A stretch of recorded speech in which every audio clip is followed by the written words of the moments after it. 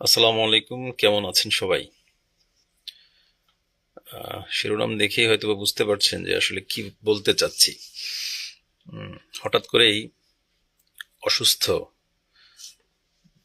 যেই বেশ কিছুদিন থেকেই আমরা বা বেশ কয়েক বছর থেকে যেটা শুনে আসছিলাম যে আজিম ভাই গুরুতর অসুস্থ, যার কারণে ওনার আসলে আর বিএনপির পক্ষ থেকে নমিনেশন পাওয়া বা বিএনপির রাজনীতির ওনার মেয়াদ শেষ, অনেকেই যেভাবে প্রচার করেছিলেন, হঠাৎ করেই তাদের মাথায় একটু বাড়ি পড়েছে। রাজনীতির মাঠে আজিম ভাই এখন যেভাবে ব্যস্ততা দেখিয়েছেন বা লাকসামে কেন্দ্রিক উনি যে প্রোগ্রামগুলো করে যাচ্ছেন, অনেকের মাথায় বা অনেক কপালে চিন্তার ভাঁজ পড়েছে আর কি। ব্যক্তিগতভাবে আমি রাজধানীতে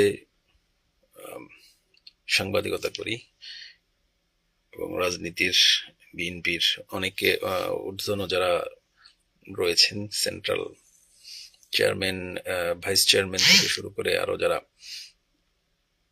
নেতৃবৃন্দ আছেন, তাদের সাথে আসলে আমার নিজের এলাকা তো কথা হয়, বিএনপির নেতাদের সঙ্গে কথা হয় যে লাকসামের আসলে কে পেতে যাচ্ছেন আগামীর আসলে বা যেটা বলে ধানের শীষের ধারক বাহক কে হতে যাচ্ছেন, সোজা মোটা দাগে বলতে গেলে নমিনেশন কে পেতে যাচ্ছেন। তো বেশ কয়েকজন আমাকে বলেছেন আসলে আজিম ভাইয়ের যে অসুস্থতা, ওনার এই প্রতিদ্বন্দ্বিতায় বা বলা চলে যে এই নমিনেশন প্রার্থীর দল থেকে যে সমর্থন করে যাকে বা যাকে নমিনেশন দেয়, সেই দৌড়ে ওনার অসুস্থতাই একটা কারণ, যে উনি আসলে খুবই অসুস্থ, যার কারণে ওনার নাও পেতে পারেন নমিনেশন। এবং কালাম ভাই, আপনারা জানেন, আমরা যেটা কালাম ভাইকে জ্যোতি কালাম নামেই অনেকে বেশি চিনে থাকি।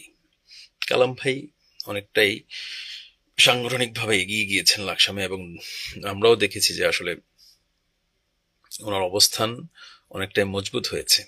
কিন্তু আজিম ভাই যখন মাঠ পর্যায়ে এসে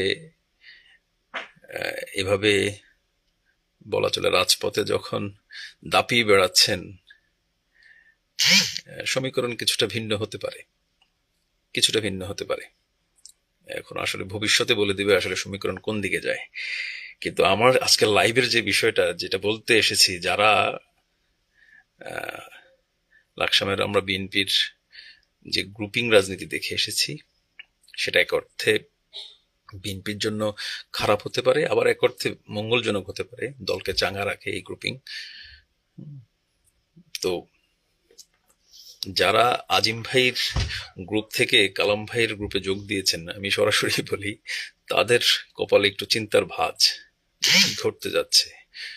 যে আজিম ভাইয়ের নামে প্রচার করা হয়েছে যে তিনি আর রাজনীতিতে আসছেন না, দারুণভাবে অসুস্থ, উনি অসুস্থ, হঠাৎ করেই রাজপথ দাপিয়ে বেড়াচ্ছেন। ব্যক্তিগতভাবে আজিম ভাই লাকসাম এবং মনোনগঞ্জের, বলা চলে কুমিল্লা নয়ের সাবেক সংসদ সদস্য, যার কারণেই এবং ওনার ব্যক্তি হিসেবে উনি সততায় ওনার জনপ্রিয়তা অনেকখানি রয়েছে।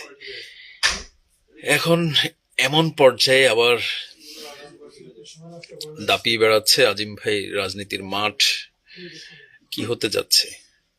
নির্বাচন যে অন্তর্বর্তীকালীন সরকারের যে সময়টুকু বেঁধে দিয়েছে আগামী জুনের আগে, তো অনেক সময় রয়ে গেছে। আজিম ভাই যদি শুরু করেছেন, আবার যদি আগের মতো দাপিয়ে বেড়ান, তাহলে লাকসামের বিএনপির রাজনীতিতে যে নতুন সমীকরণ হতে যাচ্ছে, সেটা বলা স্পষ্ট, মানে সেটা আর বলার অপেক্ষা রাখে না। আসলে শেষ হাসি কে হাসবেন বা বিএনপির এই গ্রুপিং এর ভবিষ্যৎ কি হবে, সেটা সময় বলে দিবে।